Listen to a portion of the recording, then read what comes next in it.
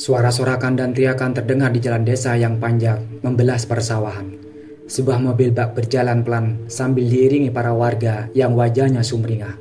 Semua warga seakan memuja-puja sosok laki-laki yang sedang berdiri di atas mobil bak sambil berbicara menggunakan pengeras suara. Selembaran-selembaran disebar ke semua warga. Beberapa juga ada yang ditempel di tiang listrik dan pohon. Dari dalam rumah, warga berdatangan untuk menonton keramaian itu. "Jangan lupa pilih saya menjadi kepala desa," teriak sosok laki-laki berpeci dengan pengeras suaranya. Mobil bak pun berhenti. Warga datang mengerumuni calon kepala desa yang sedang gencar melakukan kampanye itu. Beberapa tim suksesnya yang berbaju batik naik ke atas bak mobil sambil membawa beberapa tas besar.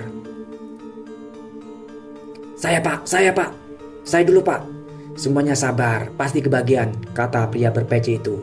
Dua orang berseragam batik mulai membagikan amplop-amplop yang berisi uang kepada warga.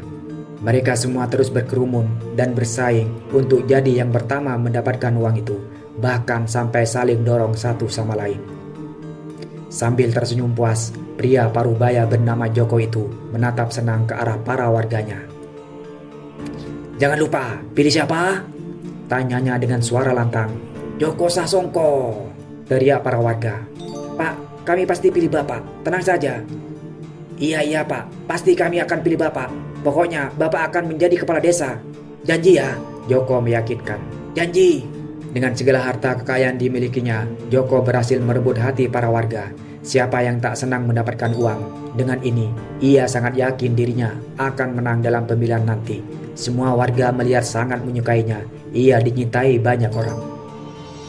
Dari kejauhan, dua pemuda yang berusia sekitar 18 tahun berdiri sambil mendatangi kerumunan orang-orang yang sedang berebut amplop itu. Sambil duduk di pos ronda berbahan bambu, mereka duduk santai dan sama sekali tidak tertarik dengan semua itu. Bagi mereka berdua, angin sepoi-sepoi di sini lebih nikmat ketimbang uang. "Rian, lihat tuh bapakmu. Hebat nih mau jadi kepala desa," kata Resa sambil menatap kerumunan itu di kejauhan. "Ah, biasa aja. Aku gak mau ikut campur. Tapi aku doakan semoga usaha bapakku bisa sesuai harapan," jawab Rian. "Jelaslah, lihat aja. Baru kampanye aja udah serame itu. Ngomong-ngomong, kamu jadi kuliah?" Rian mengangguk. "Jadi kamu juga dong? Uang dari mana? Kamu sih enak, bapakmu banyak uang. Kalau aku bisa makan aja udah syukur," jawab Resa. Setelah berbincang beberapa saat, mereka pun akhirnya pergi untuk pindah ke tempat lain. Sementara samar-samar, suara Joko masih terdengar menyuarakan berbagai janji dan aspirasinya kepada warga. Ya, desa ini memang sedang ramai dengan pemilihan kepala baru. Nama Joko Sasongko disebut-sebut sebagai kandidat terkuat yang akan menang dalam pemilihan nanti. Kemurahan hatinya dan dukungannya yang ia berikan kepada warga jadi bekal yang sangat kuat untuk melaju ke kursi kepala desa. Baliho dan stiker terpasang di mana-mana untuk mempromosikan diri masing-masing. Joko hanya memiliki satu saingan, yaitu Anwar. Pria muda berusia 35 tahun itu yang menjadi calon kepala desa. Pola pikir yang matang dan otak yang cerdas membuatnya diminta untuk mencalonkan diri oleh para warga. Akan tetapi, ia tak segencar Joko dalam kampanye. Anwar tidak ambisius dalam pemilihan ini. Begitulah suasana desa beberapa minggu terakhir. Topik mengenai pemilihan kepala desa jadi yang paling banyak dibicarakan. Joko yang murah hati atau Anwar yang bijaksana yang akan menang. Semua akan ditentukan dalam 1 minggu lagi. Suatu malam, di jalan desa yang gelap, Joko berjalan seorang diri sambil membawa sebuah plastik hitam. Hanya ada beberapa lampu jalan yang menyala. Suasana sepi tanpa seorang pun yang lewat. Suasana jangkrik dan kodok saling bersautan dari arah cawah. Langkah kaki Joko terlihat cepat. Dirinya memperhatikan sekitar, lalu berbelok arah ke jalan setapak yang mengarah ke hutan. Beberapa meter berjalan, dirinya melihat ada cahaya senter di kejauhan. Dua orang warga pun datang berjalan dari arah berlawanan dengannya. "Permisi," ucap kedua orang yang memakai sarung itu. "Loh, Pak Joko?" "Iya, ini saya," ucap Joko. "Kemana Pak malam-malam gini?" Ada perlu." "Perlu apa Pak? Di sana kan hutan. Mau kabur ini. Kucing saya ada yang mati satu. Sengaja saya jauh-jauh kuburnya supaya anak saya gak keingat terus. Ya udah, kita bantuin kalau gitu Pak." "Jangan, Gak usah, saya aja sendiri. Joko dengan tegas menolak. Ya udah deh Pak, kita duluan ya. Jangan lupa pilih saya ya. Pasti dong Pak. Kita semua pasti pilih Pak Joko. Tenang aja. Mereka pun berpisah. Joko terus berjalan melewati jalan setapak tanah ini dan mulai memasuki hutan. Dengan susah payah ia menerobos semak-semak yang tingginya sepinggang. Tak ada pencahayaan apapun. Hutan ini gelap gulita. Bahkan sinar rembulan pun tak bisa masuk. Sampailah Joko di sebuah tempat di tengah hutan. Terdapat sebuah pohon beringin tua yang sangat besar. Di dekat pohon itu, terdapat sebuah batu yang berbentuk seperti prasasti dengan ujung yang lancip. Joko membuka bungkusan hitam yang ia bawa. Kemudian dari dalam plastik itu, ia keluarkan kepala babi yang masih segar. Bahkan darahnya masih menetes. Joko menaruh kepala babi itu di depan batu prasasti itu. Ia juga menaburkan bunga-bunga di sekitarnya. Ditambahnya sebuah dupa yang ia taruh di atas kepala babi. Kemudian Joko duduk bersila di tanah. Mulutnya mulai kumat-kamit. Asap tipis dan dupa yang ia bakar melayang-layang di udara. Tanpa lama, kemudian hawa sekitar pun menjadi panas. Aroma yang busuk mulai tercium. Joko bisa merasakannya. Ada sesuatu yang datang padanya. Joko Sasongko. Suara yang serak dan berat terdengar memanggil namanya. Akan tetapi tak nampak sosok pun. Saya di sini, Mbah, jawab Joko. Apa kau sudah yakin akan menang dalam pemilihan nanti? Tanya sosok misterius itu. Tentu, Mbah, tapi saya kehabisan dana untuk kampanye. 1 minggu lagi pemilihan dimulai. Kalau saya bisa memanfaatkan hari-hari terakhir untuk menarik lebih banyak dukungan warga, maka sudah dipastikan saya akan menang dalam pemilihan nanti, tutur Joko. Dari kegelapan hutan, sepasang mata menyala muncul. Yakin, Mbah, setelah saya terpilih, maka saya akan pegang kendali penuh di desa ini. Semua warga ada dalam aturan saya.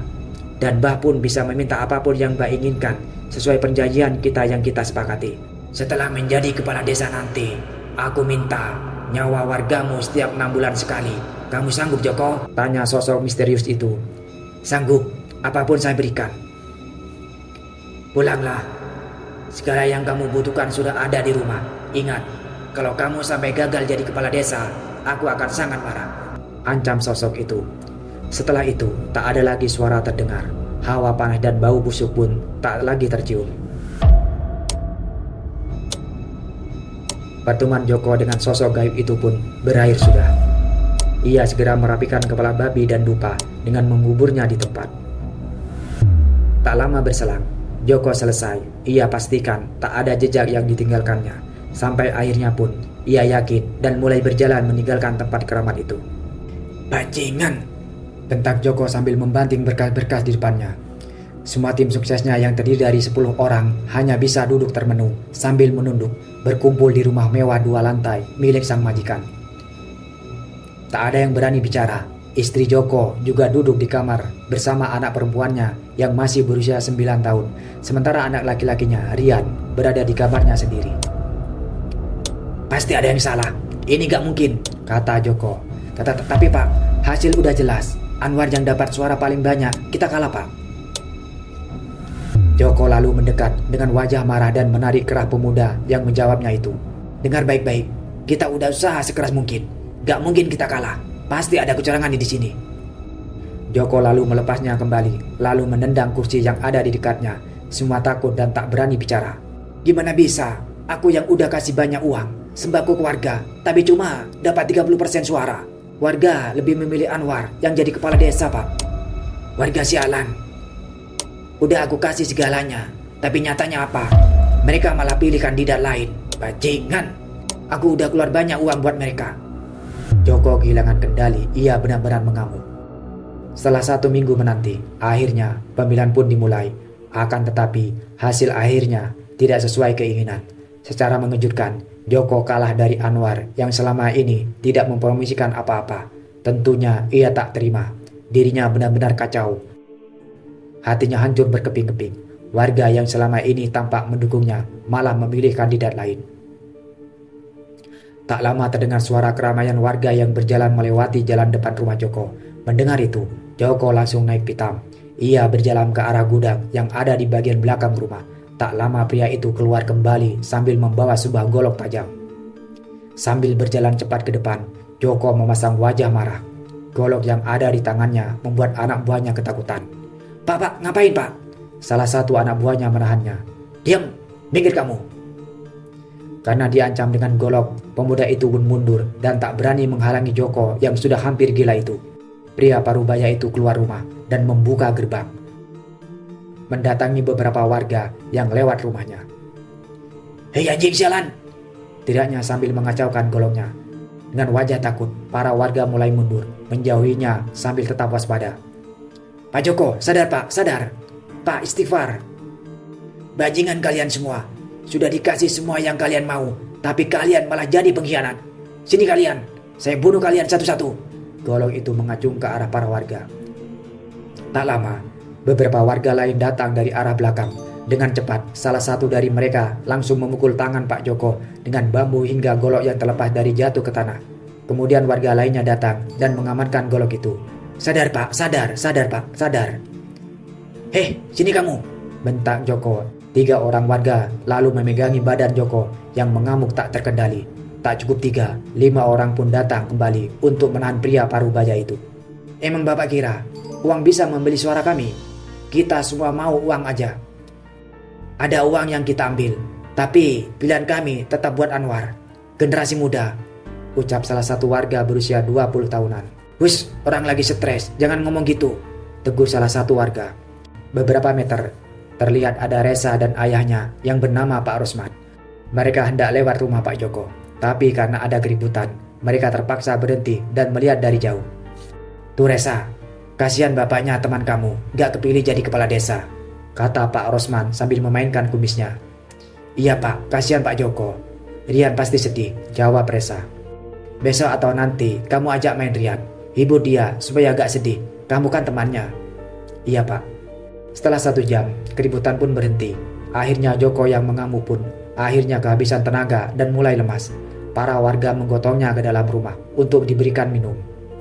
Joko merana, Anwar merayakan kemenangannya di kantor desa. Para warga dengan sukacita menyambut kepala desa baru mereka. Sosok anak muda yang visioner dan penuh ide dicintai para warganya. Semua warga menaruh harapan dan masa depan desa ini kepadanya. "Terima kasih semuanya. Tentunya ini bukan sekedar kemenangan yang sekedar dirayakan. Bagi saya, jabatan ini juga sebuah tanggung jawab yang harus saya emban ke depannya. Terima kasih atas dukungannya. Mohon bantuannya untuk ke depannya," ucap Anwar dalam pidatonya. Saat malam pun tiba, para warga masih merayakan terpilihnya kepala desa baru mereka. Salah satu pengusaha di desa membuatkan pesta yang meriah untuk merayakan kemenangan Anwar. Semua warga bebas makan dan menikmati pertunjukan musik. Semua larut dalam kebahagiaan. Kecuali rumah besar 2 lantai ini. Rumah yang ditempati oleh Joko dan keluarganya ini tampak suram. Bagian dalamnya masih berantakan. Semuanya berada di kamarnya masing-masing. Anak laki-laki Joko, yaitu Rian, berjalan menuruni tangga. Ia membuka kamar orang tuanya sedikit dan melihat ke dalam. Tampak ibunya sedang duduk sambil menyisir rambut sang adik. "Bu," panggil Rian. "Iya nak." "Bapak mana?" Sang ibu memasang wajah sedih. Sambil menghela napas, ia menunjuk ke arah belakang. "Di kamar belakang nak. Dari tadi siang, gak mau keluar, gak mau makan. Ibu udah coba temenin, tapi ibu malah diusir dan dimarahin. Ibu takut." "Gitu ya? Rian, coba ngomong sama bapak ya." "Iya Rian." Anak laki-laki itu pun berjalan ke arah belakang, melewati dapur dan kamar mandi. Lalu sedikit belok ke arah kanan. Tepat di samping gudang, terdapat satu kamar khusus pembantu yang kebetulan sedang kosong.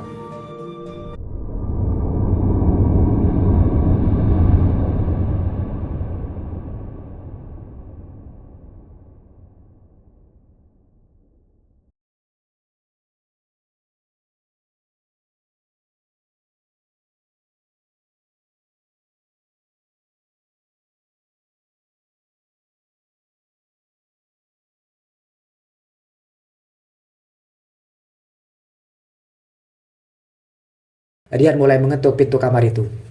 Tok tok tok. "Pak," panggilnya, namun tak ada jawaban dari dalam. Tok tok tok. "Bapak, ini aku, Rian." Rian mulai memegang gagang pintu dan mencoba membukanya. Akan tetapi pintu itu dikunci dari dalam. "Bapak, Bapak belum makan kan? Buka dong Pak." "Pak, Bapak." Rian terus menggedor-gedor pintu kamarnya. "Berisik!" bentak seseorang dari dalam kamar. Rian pun kaget bukan main. Ia kaget bukan karena dibentak, tapi karena ia sadar kalau suara bapak membentak itu bukanlah suara ayahnya. Suara itu terdengar berat dan serak. Sedikit menggema dari dalam kamar. Rian mulai bergidik. Bulu kuduknya merinding. "Pak," panggilnya sekali lagi. Tapi tetap tak ada jawaban. "Pak, ini A." Tiba-tiba sebuah tempat sampah plastik yang ada di dapur terlempar dengan sendirinya. Melayang ke arah Rian, seolah ada yang sengaja melemparnya. Beruntung Rian bisa menghindar. Sehingga kepalanya selamat dari barang itu. Rian mulai takut dan berjalan pergi meninggalkan kamar itu. Saat hendak ingin kembali ke kamarnya, ia melihat bercak darah di lantai. Astaga! Astaga! Awalnya ia kaget dan ketakutan, tapi ia tak mau ibu dan adiknya sampai tahu. Buru-buru dirinya berjalan ke kamar mandi, mengambil pel dan membersih lantai. Kemudian kembali untuk membersihkan bercak darah tersebut. Akan tetapi, setelah ia kembali bercak darah itu sudah menghilang. Rian semakin bingung dan ketakutan. Tangannya mulai gemetar. "Lah, kok udah hilang?" gumamnya bingung. "Sudah saya bersihin, Nak."